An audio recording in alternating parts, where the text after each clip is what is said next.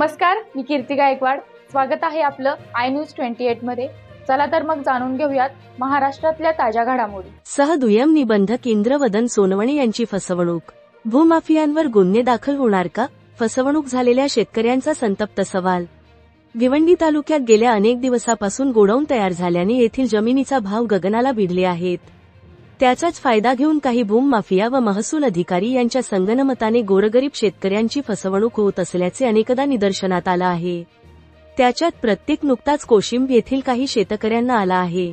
याबाबत सविस्तर वृत्त असे की भिवंडी तालुक्यातील कोशिंबे हद्दीतील सर्वे नंबर 65/1 व इतर 13 मिलकती या स्थानिक शेतकऱ्यांच्या कब्जावटीला असताना सुद्धा व त्यांची इतर अधिकारात नाव असताना सुद्धा माधव नथू जोशी, श्रीकांत जोशी व इतर काही लोकांनी सदर जमिनी भूमाफियांना विकल्या असून त्याबाबत भिवंडीसह दुय्यम निबंधक श्री इंद्रवदन सोनवणे यांच्या लक्षात येताच त्यांनी याबाबत 9/4/2025 रोजी मोहम्मद असलम बशीर अहमद खान, मोहम्मद असलम जैनुल्लाह मोमीन यांच्यासह 13 जणांना कारणे दाखवा नोटीस बजावली आहे.